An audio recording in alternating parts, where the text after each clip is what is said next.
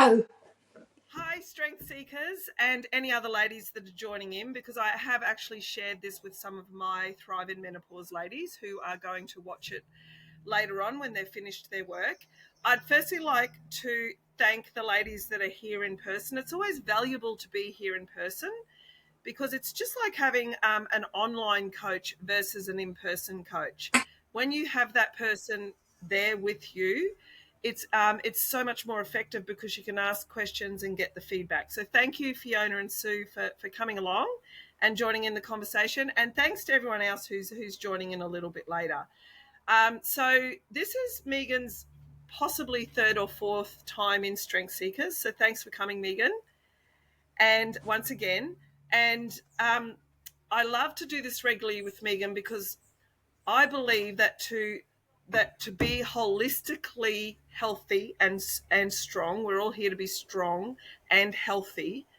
Then there's more than one component to that, as you can all appreciate. So, of course, you have your strength training. We take really good care of that. We also take really good care of our nutrition, and the other part to that sometimes falls by the wayside is recovery. And I know all of you have Megan's movement flows in your program.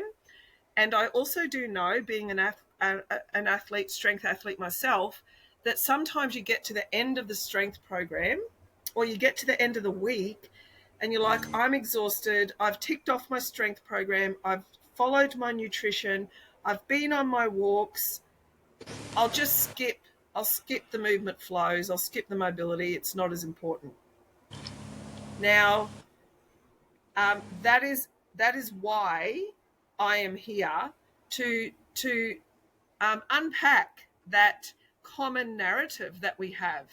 And I will be the first person to put my hand up to say I often start to fall into that trap myself. And it's because there's a lack of education there. And this is where Megan comes in. Because as I said in my original post, which is what our workshop's all about today, is when we strengthen our muscles, that's one thing. But what is connecting your muscle to your skeleton? It is your joints and your ligaments. Okay, so if our muscles get really strong, the things that are joining them into the skeleton, then if they're not looked after, that is where the problem starts to occur. And as you ladies know, in most of the ladies in this group are in perimenopause or menopause or postmenopause, and that is a very wide range of ages. It goes from 35 all the way through, okay, for the rest of your life.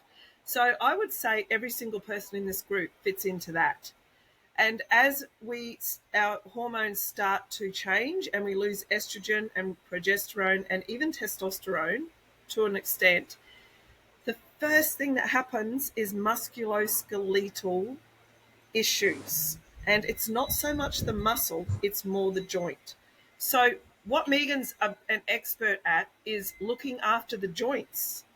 So instead of me continuing, I just wanted to introduce why that's my motivation and my passion, is to make sure that while you're getting strong, you're looking after your joints, because I can guarantee you, ladies, that it will be a joint issue that will take you away from the gym before it's a muscle issue. You will come to me and you'll say, my shoulder's sore, my back is sore, your vertebrae and your discs are technically their joints, okay? My knee's sore, my elbow, I've got elbow, golfer's tennis elbow, ankles, they are joints. We need to look after the joints just as much as our muscles. So, enough from Leanne, the strength coach, and over to Megan. You nailed all of that so well. I fully agree. As a rehab specialist, that is the biggest thing that I see, more so in women as we age, but throughout the entire lifespan, it always comes back down to joints and the capacity and how well prepared we are. And there is something to be said for, if you don't use it, you lose it, especially when it comes to range of motion and flexibility. And considering all the connective tissue and layers around the joints, muscle strength is amazing, and power and explosiveness and the ability to like absorb force, produce force, change direction is so, so, so important. And if you don't have the range of motion to do something with that muscle and actually use it through its full range, it's not going to be anywhere near as effective. Like you can have all the mid-range quad strength that you want, but if you don't have the ability to use it at the bottom range of motion because your joints are so stiff, you might get down in the squat, but you're not going to get back up out of it, or just being able to get up and down off the ground. And I see that day in and day out. It's just that steady decline in flexibility. And it can be simple to mitigate and work through, but it's definitely not easy. Like the difference between that, it meaning the movements are simple, right? Like we all know how to stretch. There's tons of stuff on the internet about joint circles and range of motion and understanding all of that. The hard part is the consistency in it and remembering that we need to train it the same way that we train strength, like consistently a few days a week, every day for just general range of motion, but like specifically training flexibility at least a few times a week if you want to see gains more than you see losses, if that makes sense to say it that way. Absolutely. And I think this is a really good place for you, Megan. Could you please explain the difference between flexibility and range of motion around a joint? Yeah, so flexibility will typically refer to muscle length. Like, can we actually have our hamstring muscle be long enough to get to a 90-degree straight leg raise, that bottom range for your deadlifts? Can your hamstrings actually be flexible and lengthened through that range of motion? When we talk about the range of motion, that's referring to the joint and the degrees of movement that it has. So for a squat, typically we're going to 90 degrees of hip flexion or lower, right? Knees need to get to 90 degrees or lower. So it could be that hinge joint at the knee, the ball and socket, whatever the range of motion is from my shoulder down to the bottom up to the top is 180 degrees. That's what range of motion refers to. So it's more than just the muscle. It has to do with the tendons, it has to do with the ligaments, it has to do with the actual capsule, so kind of like that like shrink wrap that's around the joints that holds everything and the fluid in place. It has to do with the bone quality, like do we have rough arthritic joints that are limiting range of motion, or do we have good movement through that? In our spine, it refers to, are the discs hydrated and able to move and compress and expand the way we want? That's what's going to allow the range of motion to be there. So a lot of the times, especially on the internet, we'll see those words being used interchangeably, but they are very different. Flexibility will generally refer to the muscles and passive stretching. Range of motion is the more active, dynamic movements and expressing through the available range that you have. And both are important. They absolutely are. And I find that what you just said, if you look on the internet, and there are just so many internet experts that you can Mm-hmm. follow. So can you tell me, Megan, how do the ladies here, or how do any of us work out, like differentiate between what we actually need to do in order to be able to get the best, like the fullest range of motion for what we want to do, which is predominantly pressing overhead,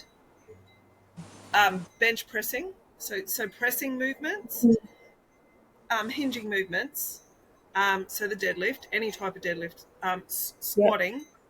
Um, they're our three main movements. So how does your movement flow differ to just following someone on the internet who might be a mobility expert who does a lot of stretching and, say, banded distractions? And there's just so many different people on the internet.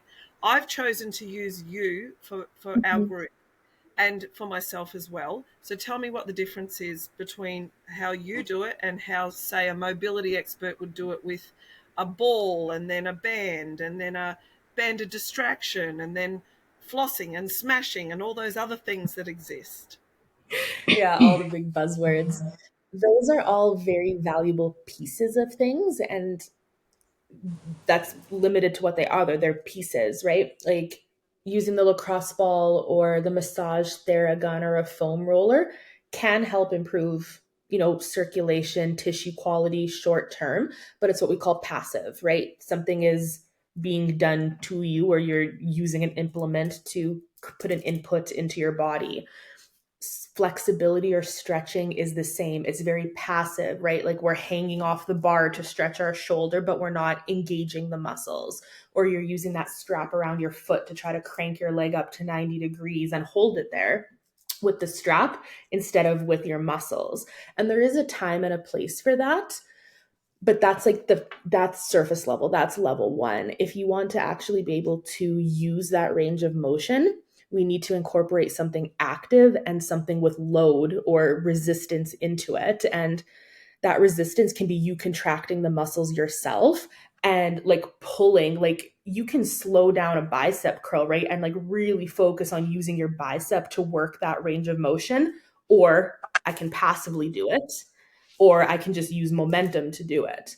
The one that's going to be the most helpful to drive adaptation, um, muscle, tendon, bone, joint, is the ones where I'm actively using those muscles and creating inputs and telling my body, hey, we need this muscle to get stronger. We want the joint to get more resilient. So I create that tension and work through it. And that's where the flow by strength classes are so, so, so valuable, because it incorporates all of it. It takes us through the entire range of motion that you have available to you, and it teaches you how to contract the muscles on both sides of the joint. So we create balance, right? Because we don't only want to like strong biceps, you need the triceps to be able to counter that, for example.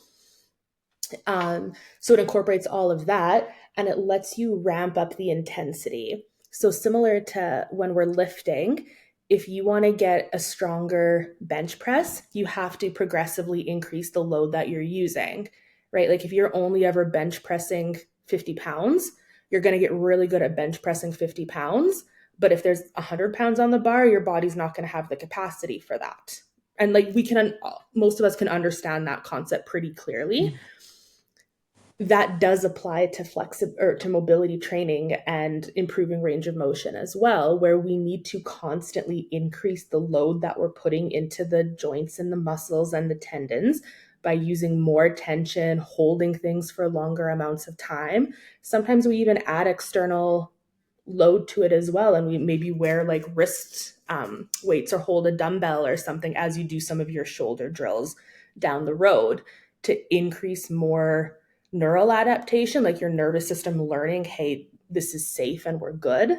And also for that progressive overload, which I'm sure you guys talk about every single day in the gym. I don't know if we talk about it, but we do it. We do it, which is more important anyways. But the ladies do it, and if any of the ladies that are listening who are new here and you don't understand progressive overload, you do. It's just you don't know the terminology. It just means getting heavier over time, lifting more load over time. It's the balance, the art in that is making sure that you're not increasing that load too quickly, or you're not increasing it too slowly, which means you're not going to get enough load to make the desired effect. So this would be the same with your movement flow. The way we utilize your movement, because I'm the one that puts it in the programming, is I often use, Megan has 3 different types. She has vinyasa, energy, and strength flow. So I do use a lot of the vinyasa flows. Well, the other 2, not so much the strength flows, but the other 2 as warm ups and warm downs for ladies, because we've had this conversation so many times, Megan. Time is really of the essence, and I believe that just doing that 5-minute flow or 7-minute flow at the end can make a world of difference to to if that's a regular thing you do, maybe you do it twice a week. You won't do it every session, but maybe you do it twice a week. Over time, that's going to make a massive difference to that available range of motion and joint health. Mhm. And the other thing is, at the end of going into the gym and doing your heavy strength, there's another benefit to your movement flows, which is it's not just the range of motion and the joint health. Would you like to explain the other benefit of the movement flow system that you have for our holistic health? Yeah, it's also a really great, and especially the vinyasa and the energy flows to downregulate our nervous system and bring us back down to improve recovery. So, from a hormonal level, from a heart rate level, from a cortisol level, if we're going through stretches, mobility exercises in a more yoga esque fashion, we're going to be really incorporating breath work into that at the same time, which is going to help bring us out of that high stress fight or flight that we do need to be in when we're lifting weights. We need that adrenaline, we need the cortisol, we need those hormones and testosterone and everything going. We also want to teach our body how to regulate and bounce between the two, so the movement flows can be used to help bring you back down, let you recover, so then your body can integrate all the strength gains that you just made in your workout. It'll help your nervous system settle after the lift so that you can move on with the rest of your day in a little bit more calm fashion, which we many of us could use, and it'll Yeah. help improve sleep at the end of the day too. So it's very well rounded in that sense. Well, when you say calm, this week, both Fiona and Sue know, and the ladies who are listening, if you don't know, I've had a really challenging situation this, to be honest, it's been going for 2 months. But this Mhm. week it's come to a head with a neighbour who has been very annoyed with the noise that's coming from the gym, because I have my gym as a home based business. Yeah. So this week, especially because I know that I've had an extra load. Now, listen, there's because I coach so many ladies in this group one on one. I know what's going on in most of your lives, because we do weekly check ins, and we communicate, and you tell me this is happening, that's happening. So when you are under more load from external sources, e.g., my neighbour who's very unhappy with me, going, you know, seeing the councils and the solicitors' letters and all that sort of stuff, that's really high, a lot of sympathetic nervous system happening there. So the ability to be able to use Megan's movement flows to help you down regulate from that extra stress is amazing, and it's in your program, so you don't have to just do it around your training. That's why I always put a movement flow on the weekends, because on the weekend, that is your recovery, that Mhm. is your workout, if that's what you want to call it. But it's your opportunity to really start learning how to use your breath, and also if you're under a lot of load outside of the gym, it's a brilliant tool to help you manage that load, because our bodies don't know, our nervous systems don't know where the load's coming from. It could be coming from the gym, it could be coming from relationships, it could be coming from work. It's all the same to our nervous systems. It's an assault on our nervous systems. Mhm. So I've been using my breathing a lot this week, and I've learned a lot of my breathing techniques through the movement flow type of, like your movement flows, but also just yoga in general. For sure, it's definitely a transferable skill. Like what we learn, the way I guide it and facilitate it in those classes can be applied to even your foam rolling practice or other things like that.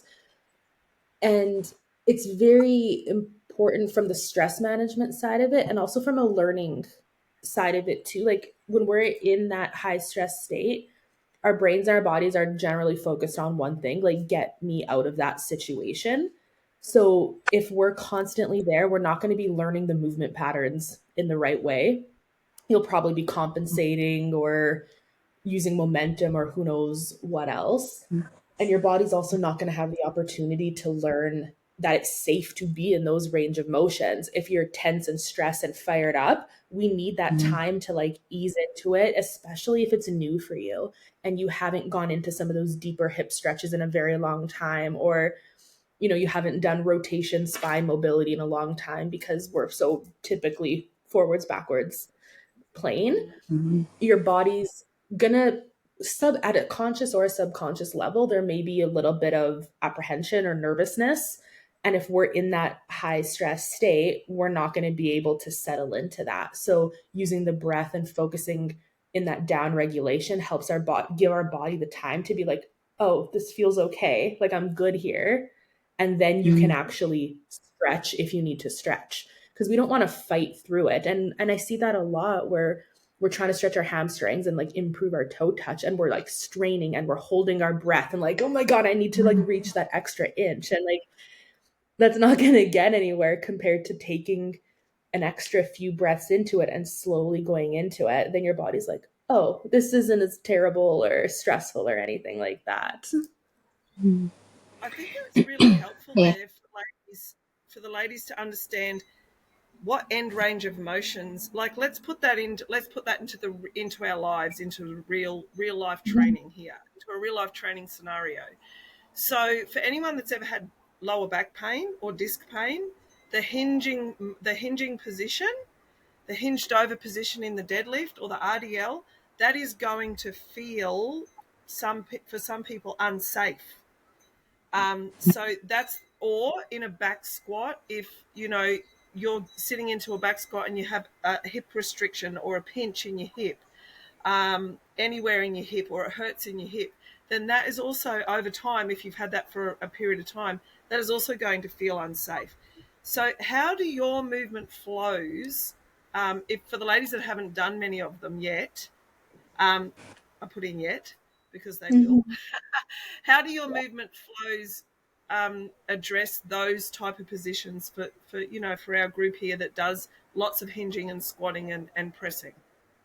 Is through progressive increase in ranges or more complex positions. Like you'll notice at the beginning of the flow compared to the end, it often goes from something, a more contained movement, to a more bigger range. So your body and nervous system have that progressive, couple minutes in each phase before you hit those maximum positions.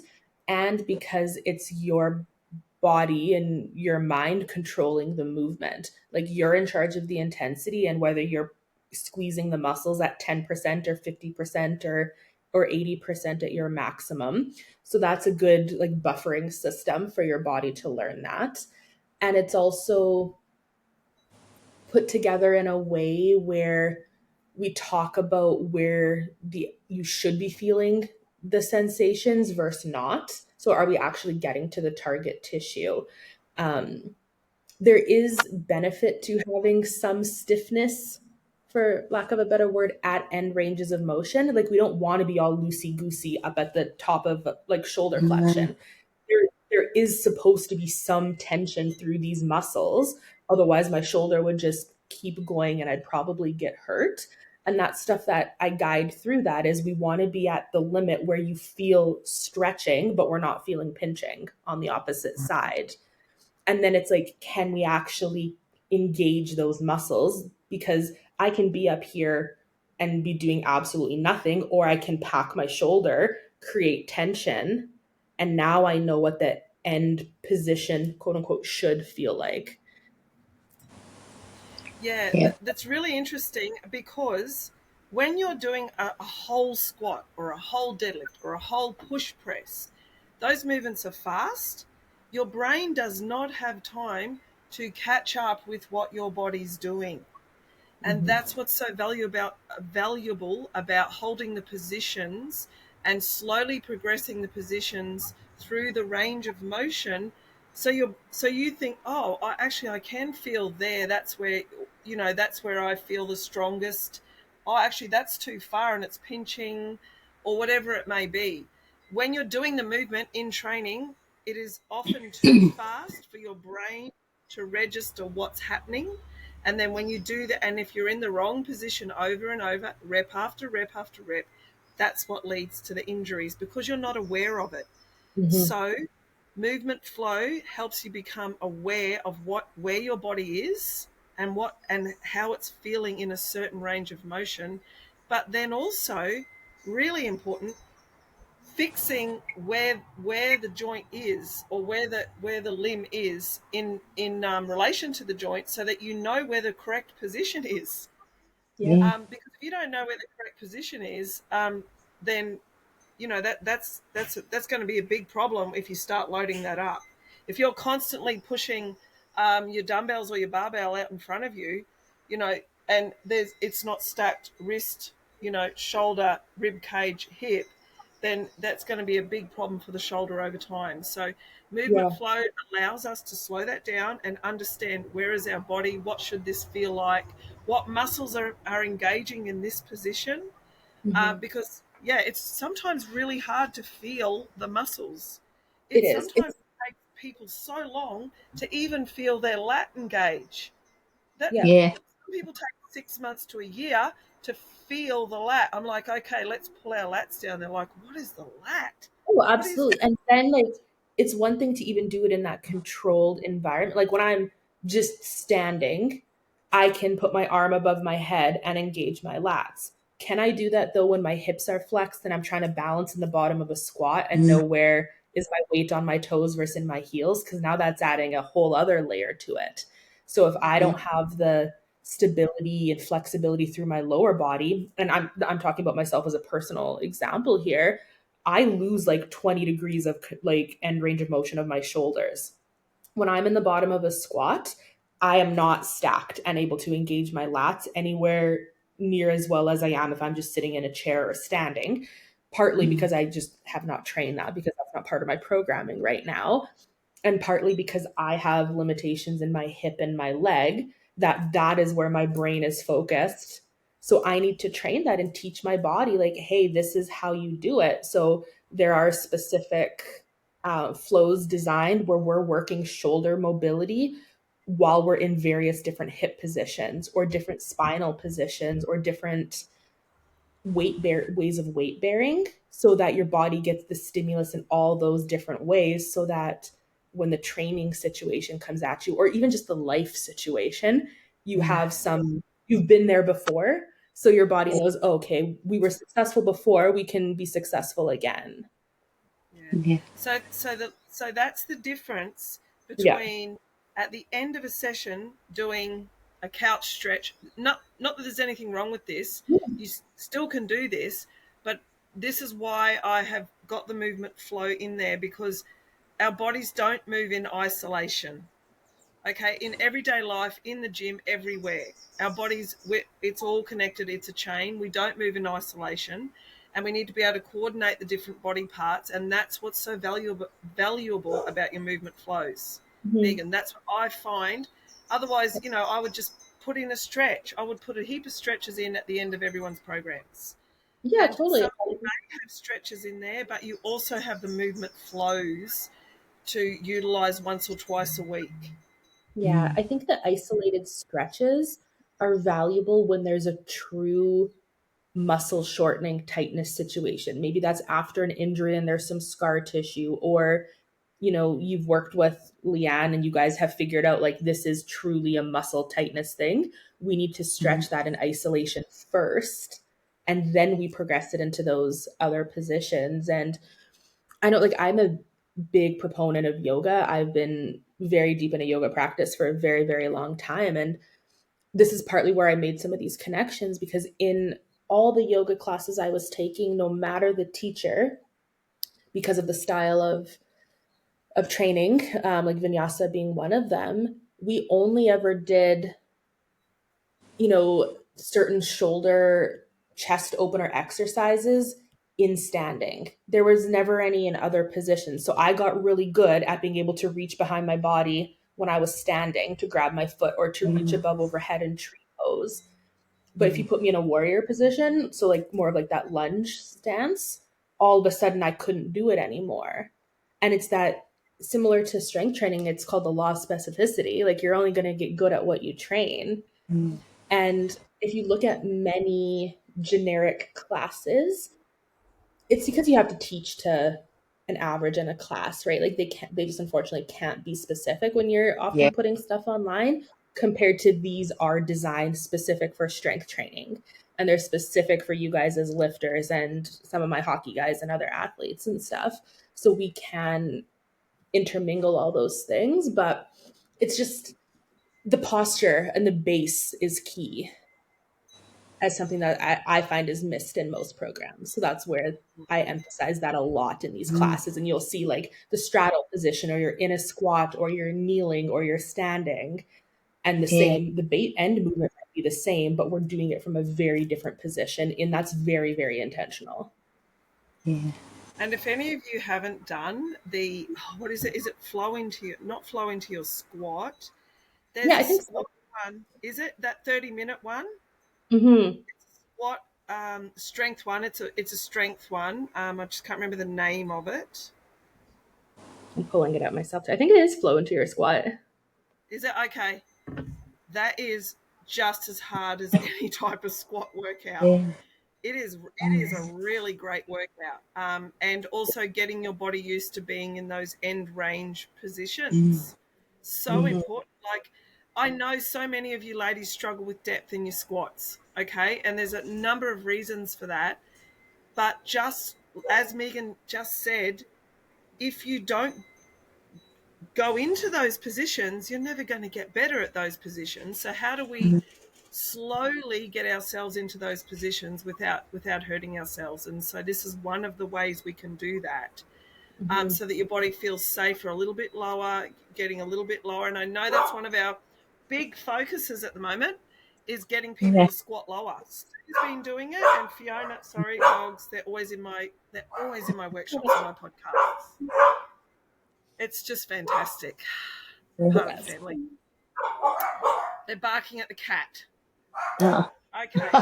So, so Fiona and Sue are both working on getting lower in their squats. So Mm. what we've been doing is starting with a ball or a bench or a box or something, Mm. starting here, doing that for a couple of weeks, then we get a little bit lower, then we get a little bit lower, and Sue's been doing it for a while. So Sue, can you tell us your experience with that? Yeah, I feel that having the ball there, it it gives you a safer mind muscle connection.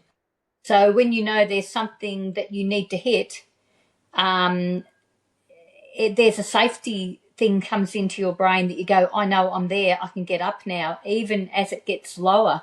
But I did find, I don't know if this is relevant to our conversation, but I did find that you need to um, not search for the ball, but just go for the ball. So you go for the ball, you're there and you go up. But if you search for the ball, there seems to be a negativity about where is that ball. So you tend to go, I'm not there, I'm not there, I'm not there, and you panic and get up.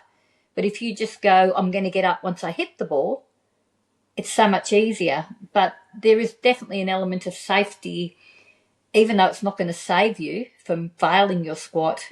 It gives you a point of of safety of when you know you can get up, and takes the element of doubt out of your mind. I don't know if I've made any sense at all, but there you go. Yeah. Absolutely. I think that's very clear and accurate to my personal and coaching experiences too. Oh, that's good. Oh, that's good. And I feel that way when I do the movement flows. There's a safety aspect to the mind muscle connection. So if you're doing something similar to squatting in a movement flow, you know you're not going to drop your bar because there is no bar. So you can actually have time to focus that with that, rather than having the 100% risk factor happening in front of your eyes with with 50 kilos on your back, Yeah, going, exactly. I hope I get up. Yeah. I I also like to remind everyone in the group that we're all built differently. We all have different joint structures. Some people have, just a different ball and socket joint in their hip, and they can get more external rotation. Their femurs might be shorter. They might be able to sit up more upright. And you're always going to. There's always people who will have the forward tilted torso because of their hip structure, and you are born with that, and that is okay. So what happens in the strength world when we load that position, we have to think about foot width, and we have to think about where the bar's sitting on your shoulder sometimes helps. So everybody is different. No one's squat's going to look the same, but what Megan's strength flows actually do is they help you get into your lowest range of motion, while also thinking about what's happening in the upper body, because we put the barbell on your back, you can't ignore the upper body. So you can't be squatted on this angle. Here's my hip. No. I can't be Yeah. folded for doing a good morning.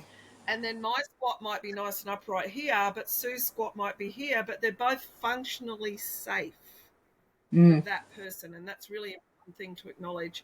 Now, Fiona, I know that you're also starting to go on the lower depth squat challenge with the ball. Can you tell us what your challenges are? Yes, I think for me, I've got a few knee issues. So I feel like once I get to a certain point squatting, my knee starts to twinge and I get scared that I'm going to break my knee or do something damage to it. So that's what stops me going further. But that's where the ball did help the other week when we started doing that. I touched it, and again, warming up as well. So I tend to not warm up enough and just go straight into the heavy squats, and that's when my knee hurts. So, but yeah, having the ball was like a safety thing there that I could know that I would touch that and stand up, and I was okay. But yeah, knee pain. So, Megan, this is a really common thing. Squat depth is really important to us, because if we want to go in a powerlifting competition, regardless of what your hip structure is, the whole lot, you need to get your bum below knee crease. And that's the rules, and there's no way around it. Not everyone in this group wants to be a powerlifter, but there are a few. And at the end of the day, we always want to get the most range of motion as we can so that we're utilizing as many muscles as possible in a squat. So knees are extremely common. As far as your movement flows go, what would you suggest for knees? I know you've got a really good ankle one that Sue and I have done.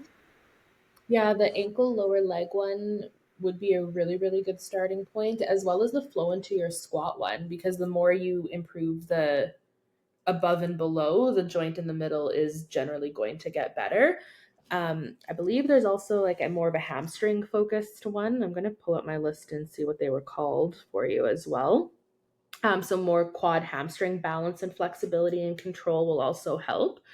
And then the beauty of having Leanne in person too is you guys can look at your specific squat posture of what is designed for your femur length, torso length, all of those things, and make adjustments and then do the movement flow techniques in that squat, right? So even if I'm cueing, a certain position, you can be like, hey, I'm going to go into the squat technique Leanne taught me and still create that tension and pull myself into it, push myself out of it, or think with your feet, like tear the ground apart and like really create and load in, and then do your squat through that and make it even more personalized to you. Or like always shoot me a message and I'm happy to video call or do something to talk through some of that stuff with you. Any of those positions, or like your deadlift stance or split squats, any of those movements, you can take all of the concepts from movement flow and how to engage the muscles, feel them, pause, breathe, and really dial in your exact technique. And then I'd imagine you're going to get increased range with it. If there's pain or like a pinching or sharp stuff, then maybe that's where we need to do a one-on-one session to figure out exactly what's going on. Because sometimes that can just be a control thing. Like we haven't warmed up enough, or, your balance weight shift is a little bit off. So our quads are just, tensing up because we think we're going to fall. And that just creates pressure under the kneecap.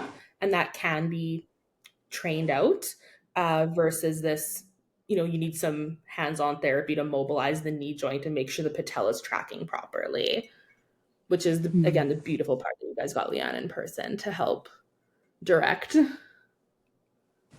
And of course, they can always refer to you as well there Megan. Absolutely. Because the good thing about having a community of like the same people all the time is, instead of bringing someone new in that doesn't really understand what you're doing, and then you have to relay everything. Megan knows exactly what we're doing. She's been working with us for a while. She knows exactly what we're aiming, like what our aim is with our movements. So yes, it might be someone who's not there in the room with you, but if you can get someone who understands the way that the way you're moving your body, you're straight away ahead of having to go and see someone who doesn't know you, doesn't know your movements. Then you have to explain to them. They have to. It just takes longer. It takes longer. It's not as efficient or effective. And yeah, so that's a thing that, you know, that's a avenue that the ladies could go down. And Megan's always here to ask, just if you've got a general question. So take advantage of that. Like, take advantage of having Megan in our community, because she's not. I think some people forget that, Megan, that you're not just a vinyasa movement flow instructor. You're an athletic therapist, and you work with these problems every single day in your clinic. Yes, all day, every day. Today, in fact, was like my dream day. It was all women who want to get stronger and more powerful, and like ages 40 to 60. And it was the best of just like, I don't want to get stuck on the floor, and I want to be able to pick up my grandkid and run and do this. And I love it. And we teased out, yeah, like, is this a knee thing that needs to be, you know, just some manual therapy and a little bit of extra love, or can we train it that way? So I would look at, in the mobility flow stuff, Leanne, there's a couple flow by strength ones. One's called Legit Hips. One's called Hip End Range Series. One is called Hip Freedom Flow. Okay. There's one that's called Hips and Legs that I think would all be amazing for working on these. So yeah, we'll have a chat and narrow in on some of those, because there's some really good ones that'll help hit the quads and hamstrings and help the knees and hips work together. Yeah. Okay. So, so ladies, is there anything else that you'd like to ask Megan here? Because the reason I say here is because a lot of what you ask is no doubt what the other ladies are thinking, because we all do similar things. It's amazing how like, not common, but like how much we have in common with the questions that we hold in our head and we're sometimes too scared to ask. So you're the spokespeople, no pressure. Is there anything else that you've wondered about joint health, range of motion, like how that, even breathing and nervous system? Yeah. I think for Yeah. some context too, like, I'm the equivalent of, I think, a physical therapist in Australia. Like, physiotherapist, I guess, is, I think, more like, in Canada, we have physiotherapists and we have athletic therapists. My designation as an athletic therapist is clinically the same as a physiotherapist. I just get additional training in like emergency, for like, I'm the one who runs on the football field or whatever and has to deal Yeah. with the bloody rugby player with before they get Oh. pulled, and deal with all that too. But in a clinical, like, injury perspective, we're comparable to physiotherapists. Yeah. Look, I've just found it's just more a fact than a question, that from all of this and the movement flows, that if you can form a mind-body connection, everything is so much easier. That's my big take on it all. If you just do a movement, you do an overhead press, you do a squat, you do a deadlift, everyone can do them. But I find if you think about every part of your body as you do it, it seems to be so much easier and be so much more successful by thinking, am I engaging my lats? Am I using my glutes? Am I engaging my quads? Things like that. Am I taking a deep breath to brace? For me, that is the most important thing about any movement. If I make sure that I get that breath to brace before the movement is twice as good as just flopping a bar above your head or doing whatever. So I guess from the movement flows, I think that's the time that you use to get the connection. so that it comes more naturally when you later on do the movement, perhaps. Yeah, I agree with that. Yeah, that's just a sort of a take that I have on it all. Yeah, and don't go crazy. Like, And don't. Sue and I say to each other all the time, DGC. And just a little story about Sue's latest DGC, because we're human, right? We get excited about things. We would all do this, everyone in this group, and I'm sure, Megan, you do it too at points in your life where you really love doing something or you really want to get better at something, so you do a lot of it. Okay? So Sue really wants to increase her bone density, right? Mm, That's her goal this for the next couple of years. yep. She wants to get better bone density. So she got onto this whole impact, absorbing impact through jumping, that can help, because Sue already does all the strength. She Right. has all the protein. She does all the supplements. So the jumping is something that can help that. So, of course, Sue thought she'll just do, and this was a great assumption, and I would have done the same thing, 50 skips a day. And so you can tell the rest of the story. Well, yeah, 50 skips a day. It was hard for the first few days, but then it got easier. And I'm also looking at the cardio benefits. So then I might have added a couple extra in. If I could do, the 50 straight, I'd do another 10 or 20. And then I started to get a little bit of an ankle strain. And I'm like, get over it. It's okay. Just do it tomorrow. Suck it up. And it's the first thing I do before I start working out. So I'm really not warmed up. I was thinking, oh, this is my warm up. And now I can hardly walk. My ankle's puffed up, inflamed, sore as all hell. Um, Living off anti-inflammatories. I went crazy. So I did too much. she went crazy. Yeah. Mm. Yeah. So that's a case of increase too much too soon, too Yep. fast. Too Should have much too listened soon, too fast. to But my not body. done deliberately. Not done deliberately, just done you know, unassumingly. Like, who would have thought Yeah, 50 skips a day would do that? So yeah. that's If I, the value. Yeah, getting up, I would not have getting the thought that rise. would not have thought that would hurt my ankles. After all the other stuff I do, but clearly there's an area that has not been worked, and that's my ankles. Enough. I don't Or know. worked in that way too. I Yeah, think the you do work bang your bang. ankle by lifting and doing things. It's the type of input though, it can be very different. Yeah. So I And think that's another another week. benefit. Mm.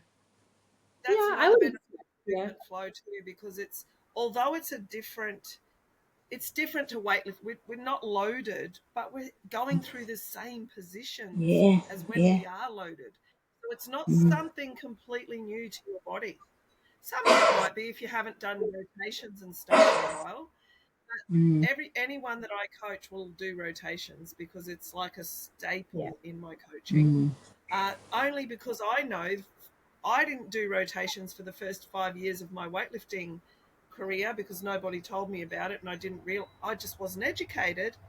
And I have, and that definitely would have contributed to my contributed, not being the cause of, but contributed to my disc bulge that mm, which is degenerative anyway. But even so, that Yeah. staying in the same plane of motion, all the load going into the lower back, the upper back getting really stiff and not moving. So then the load going into the lower back wouldn't have helped. So Yeah. rotations are not only great for your body, but also great for the brain. Do you have some? We'll finish off Mhm. in a minute, Megan, if there's nothing else that you particularly want to talk about. But this is one thing that I find. I was talking to one of my clients today about sleep. And can you explain the connection between rotating your spine and your nervous system? Because it's not just body benefits that we get. Yeah, so I think if I'm understanding correctly, by body benefits, you're talking the mobility, range of motion, like Yeah, I'm muscle. talking about physical benefits, Yeah. but the act of rotating your spine, like rotating your spine in all different ways, can actually affect your nervous system too. It definitely contributes to that down regulation when we talk about nervous system parasympathetic shift that typically comes from vagus nerve, which is related to our diaphragm directly as well. Like the diaphragm and diaphragmatic breathing is one of the best ways that we can stimulate the vagus nerve to downregulate us. So when we're doing rotation and moving the rib cage and moving the spine, your diaphragm, as it sits along the bottom of the rib cage, is going to be able to move and dome up and descend and rotate and create tension. So that's going to help with vagus nerve stimulation, as well as the spinal cord itself, because everything's connected. So if each vertebrae is starting to rotate a little bit, and they all should be able to have little bits of rotation, you're going to stimulate all the connective tissue that goes from your spinal cord up to your brain and then again to the entire nervous system. So it's so valuable. And I find it's a really good one to do for before bed. I do rotations every night before bed. Oh, nice. Yeah, just because I feel it relaxing me. I can feel the benefits almost straight away, just lying on the ground. Also opening up of the chest, but the rotations. And I will say for the ladies that haven't got into the movement flows a lot yet, so many of your flows, Megan, have that rib cage movement, which is very, very different to what we do in our strength training. We do not move our ribs in strength. We expand them a little bit, but we certainly don't have any of this, moving our ribs, moving our ribs to the side or like flaring them, because that's a big no-no in For the sure. majority of our strength training. So that gives you an opportunity. If you do the movement flows, you're going to get a lot of that in Megan's programs, and it's amazing. I did one yesterday just to deal with the amount of like stress that I'm going through with the. I did a 10-minute. I can't remember which one it was. I was going to video it and I forgot, but it was a seated one. It was a seated one where I sat on the chair and I Oh, yeah, did probably the twist I did one. that. Pardon? Yeah, probably the Yeah, twist release one. yeah, and we did a lot of the rib movements, and yeah, it was amazing because we don't do that, and you don't want to get into a situation in your everyday life where you're neglecting certain movement planes. That is the fastest way to get, in my personal opinion, to getting an injury. Stay in the same movement planes. Stop moving your body in all different directions and motions, and then things start getting stuck. Yeah. I'll plug something else for sleep too. If you want to add to your rotation, listen to the plant music album that me and Mike created. Yeah. And I've put that link in our group, haven't I? I believe so, yeah. We need to get Yes. him on and talk about that too. Yeah, sleep's always a great thing to talk about, because I would hedge a bet that there is not one woman in our group or listening to this or in, you know, the like 80, I think 80% of women over the age of 35 have sleep issues. Oh gosh, yeah, I agree. 80%. I heard it on a podcast yesterday with Stacey Sims Vonda Wright. Oh, I Um, listened to that one. It was good. Yeah, Yeah. and I think it was Nancy Sims who said 80% of women have sleep issues. So sleep, and we Wow. all know how important sleep is. So if we can get Mike on here and we can talk about your album and some movements that we can do at night to help us sleep, and the music, then that is just going to be so powerful for people. And it needs only to take. You only need to do, like, I find 10 minutes is plenty. Yeah, I do it for like 15 minutes tops before bed Mm, when I'm doing a yeah. little bit of a movement practice or a breath work music session before bed. And like the album that Mike and I recently released there, I think it's 30 minutes and I never make it past the first song and I'm Yeah. asleep already. Oh, that's good. Like it's Yeah. just because it helps you connect like all those layers together, because you also have that rhythm going to help keep your breath pacing and help the movements. And sometimes it's Yeah. also just that extra input to your brain. It lets your muscles relax a little bit more because you're not like hyper focused on one thing Yeah. or letting the Yeah. thoughts which tends to be my problem, is just my brain going crazy before bed. And then I find I'm not actually stretching because I'm just thinking about who knows what. So if you want to know more about that and you're watching this, then just I can post it up again. It's definitely in the group, but I can post it again. And Yeah, for any ladies that aren't in our group but are listening to this, which is my Thrive in Menopause ladies, I will definitely send you the link in our group. That's our cue. Yay. That's the sparking saying time's up. So Fiona, you've got ladies, you got anything else to ask or any comments before we sign off? Oh, no. Thank you for your time. Thank you. You're welcome. Thank you so much. It's so nice to get to speak to you guys instead of just on Yeah. Facebook. Thank you, Megan. That was really great. Thank you so much, Megan, for your continued education. Like, I know we speak about similar things all the time, but this, like I said at the start, this is the sort of thing that often gets, swept under the carpet. It'll be right. I'll just do my strength and my nutrition and my walking or whatever it is, and I've got everything covered. And that's the mindset that I really want to change, because it's not, in my opinion, it's not okay.